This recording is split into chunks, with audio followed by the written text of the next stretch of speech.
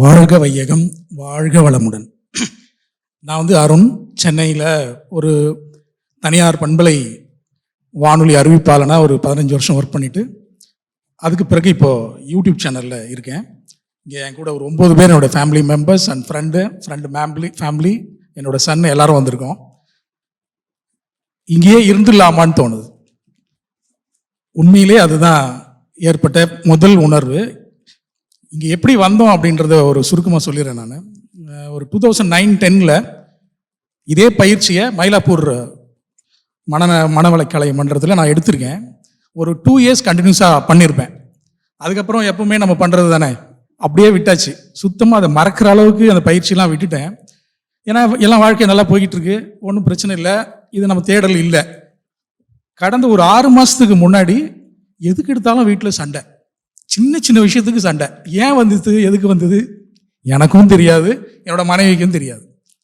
அப்போ தான் மொபைல் ஃபோனை எடுத்து தேட வேண்டியிருக்கு. மன அமைதி பெற என்ன செய்ய வேண்டும். ஏற்கனவே நம்ம பயிற்சி பெற்றது மறந்து போச்சு ஐயா சுத்தமாக.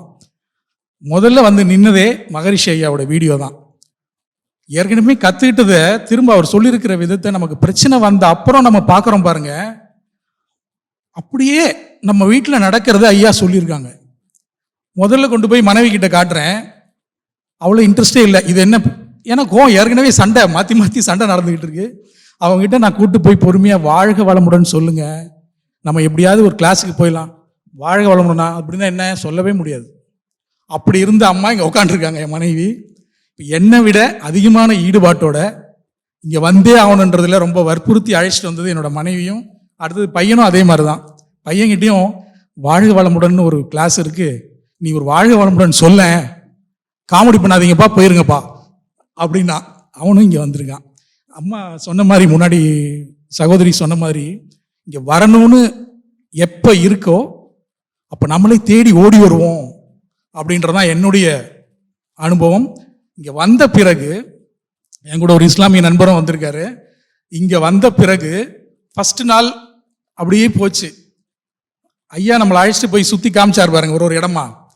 அப்போ தான் இதனுடைய பேக்கப்பு, இது எவ்வளோ பெரிய விஷயம் இது அப்படின்ற கொஞ்சம் கொஞ்சமாக உள்ள ட்ராவல் ஆக ஆரம்பித்தது எல்லாருமே.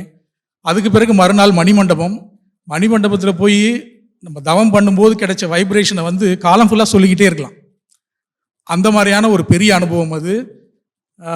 இங்கே இருக்கிற பேராசிரியர்கள் ரொம்ப ரொம்ப ஆழமாகவும் அழுத்தமாகவும் அவங்களுடைய அனுபவங்களையும் விளக்கங்களையும் சொன்ன விதம் உள் உணர்வை தூண்டுற மாதிரியா இருந்தது. உண்மையிலேயே இப்போ ஏற்பட்டிருக்கிற இந்த உள் உணர்வை இங்கேருந்து வெளியில் போய் குறைஞ்சது எனக்கு தெரிஞ்சு ஒரு 100 பேருக்காவது நான் சொல்லணும்னு எனக்கு தோணுது.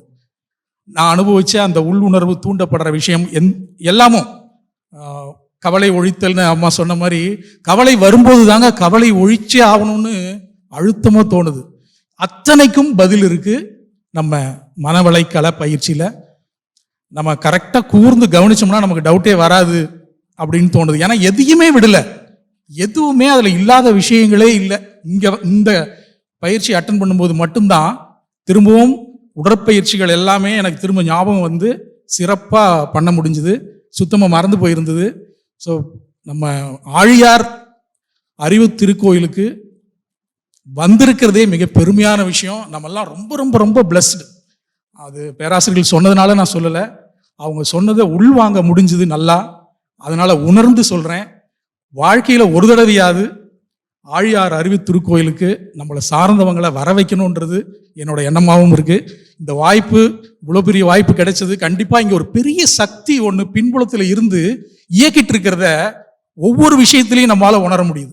அது குரங்குகள் சேட்டை பண்ணாத இருக்குது குரங்கு. இங்கே மற்ற இடங்களில் நம்மளை பார்த்து கத்தும், திருவண்ணாமலையெல்லாம் போனோம்னா. இங்கே குரங்குகள் கூட மிக மிக அமைதியாக இருக்கிறத உணர முடிஞ்சுது. இந்த மாதிரி இங்கே இருந்த ஒவ்வொரு மணி துளியுமே மறக்கவே முடியாது. வாழ்க்கை ஃபுல்லாக திரும்ப திரும்ப திரும்ப ரீகலெக்ட் பண்ணிக்கிட்டே இருக்கலாம். இது பெரிய சக்தி வேற யாரும் இல்லை, நம்ம மகரிஷி ஐயா அவர்கள் தான். சின்ன சின்ன விஷயங்களையும் அவரை நம்மளால் உணர முடியுதுன்றது என்னுடைய பணிவான கருத்து. இந்த வாய்ப்பு கிடைச்சதுக்கு யார் யாரெல்லாம் எப்படி எப்படிலாமோ காரணமாக இருந்திருக்கலாம், அனைவருக்கும் நன்றி. வாழ்க வளமுடன், வாழ்க வளமுடன்.